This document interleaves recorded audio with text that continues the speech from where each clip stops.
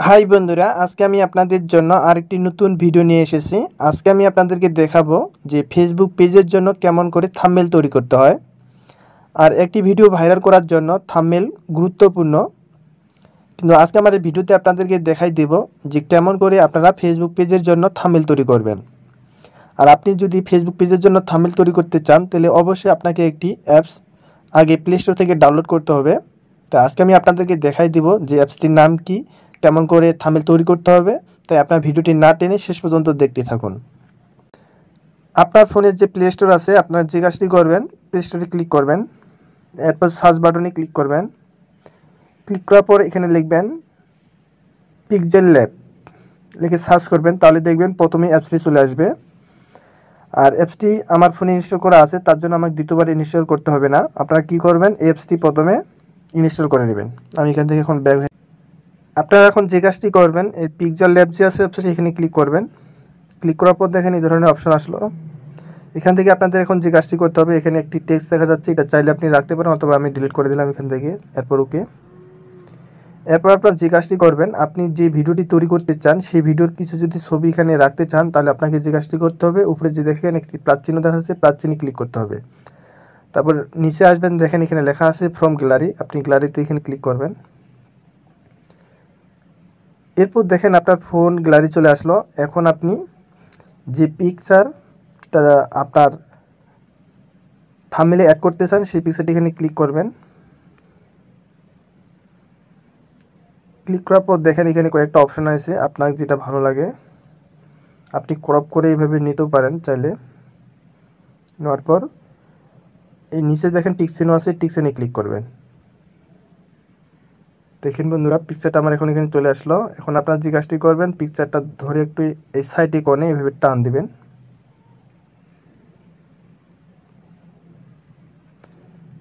এইভাবে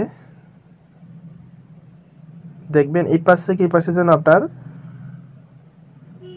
বরাবর সমান থাকে। এরপর আপনারা যে কাজটি করবেন, নিচে সিলেক্ট করার পর এই যে মাঝখানে অপশনটাতে ক্লিক করবেন। এরপর আপনারা রিলেটিভ পজিশনে ক্লিক করবেন। পর এই অপশনটাতে ক্লিক করলেন, তারপর আপনি মাঝ বরাবর করার জন্য এই অপশনটাতে ক্লিক করবেন। এরপর এই যে সাইডে দেখেন টিক চিহ্ন আছে, এখানে ক্লিক করতে হবে, আমি এখানে ক্লিক করতেছি। এরপর দেখেন এটা একটা থাম্বনেল তৈরি করলাম আমি আর আপনাদেরকে বোঝানোর জন্য। তা আপনাদের যে পিকচারটা নেওয়ার প্রয়োজন হবে, আপনারা সেই পিকচারটা এখানে ব্যবহার করবেন। এরপর মনে করেন উপরে একটু ফাঁকা অংশ দেখা যাচ্ছে, নিচে দেখা যাচ্ছে, এগুলোতে আপনি কিছু লিখবেন টেক্সট। তাহলে আপনাকে আবার যে কাজটি করতে হবে, উপরে যে প্লাস একটি দেখা যাচ্ছে, প্লাসে ক্লিক করবেন। এরপর টেক্সটে ক্লিক করবেন। এরপর দেখেন নিচে দেখেন এই একটি অপশন আছে, এখানে ক্লিক করবেন। তারপর দেখেন একটি পেন্সিলের মতো দেখা যাচ্ছে, এডিট, এই অপশনটাতে ক্লিক করবেন। এরপর আপনি এখানে কি লিখতে চান এখানে লিখবেন। আমি আপনাদেরকে বোঝানোর জন্য যে কোনো একটি লিখতেছি, লিখলাম আমাদের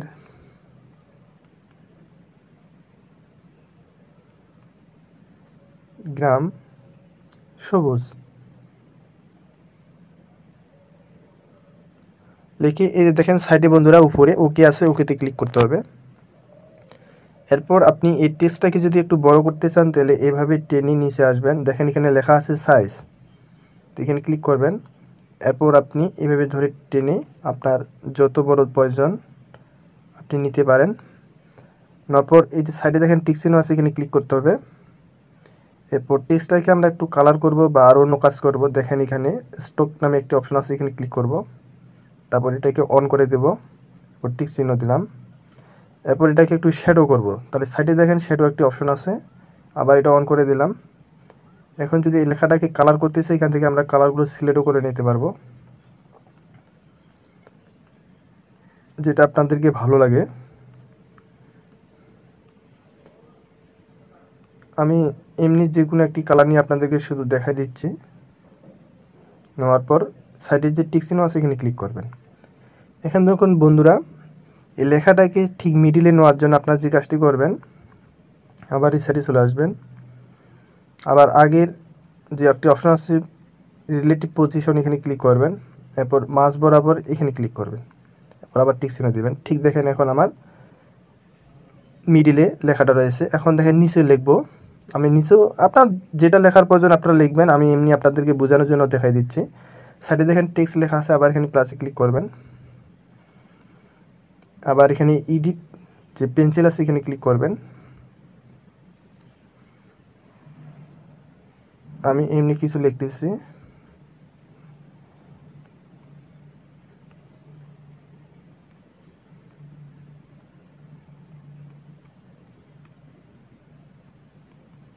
এরপর আবার যে কাজটি করবেন ওকেতে ক্লিক করবেন।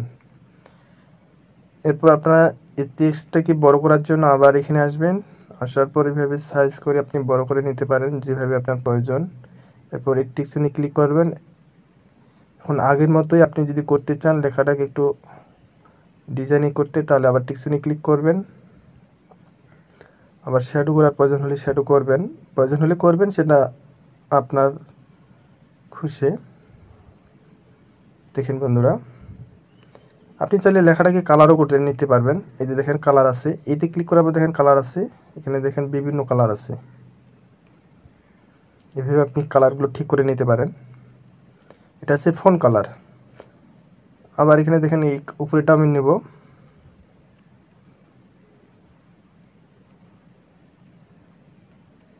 আমি যে কোনো একটি নিলাম, এরপর ওকেতে ক্লিক করলাম।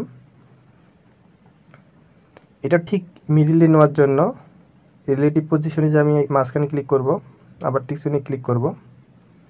দেখেন বন্ধুরা, আমার প্রায় একটি থাম্বনেলের কাজ সম্পূর্ণ। এখন আমি যদি থাম্বনেলের কালারটাকে চেঞ্জ করতে চাই, তাহলে আমাদেরকে এখানে ক্লিক করতে হবে। তারপর এখানে কালার আছে বিভিন্ন, এখান থেকে আপনার খুশি মতো যে কোনো কালার সিলেক্ট করে নিতে পারেন। আমি এটা রাখলাম, আপনাদের খুশি, আপনাকে যেটা ভালো লাগে সেই কালারটা আপনারা নেবেন। এভাবে সিলেক্ট করে নেওয়ার পর আবার টেক্সটে ক্লিক করবেন। ক্লিক করার পর এখন আপনাদেরকে যে কাজটি করতে হবে, এটা অবশ্যই আপনার ফোন গ্যালারিতে সেভ করে রাখতে হবে।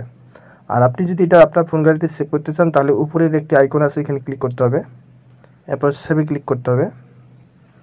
এরপর দেখেন ডিফল্টের সাইডে দেখেন কালো একটি নিম্নমুখী চিহ্ন আছে, এখানে ক্লিক করবেন।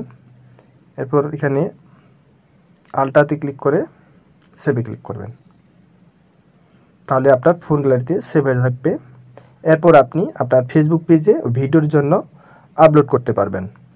এইভাবে আপনারা আপনার ফেসবুক পেজের জন্য সুন্দর সুন্দর থাম্বনেল তৈরি করে নিতে পারেন ভিডিও আপলোড করার জন্য। ভিডিওটি ভালো লাগলে অবশ্যই লাইক করবেন, কমেন্ট করবেন, শেয়ার করবেন।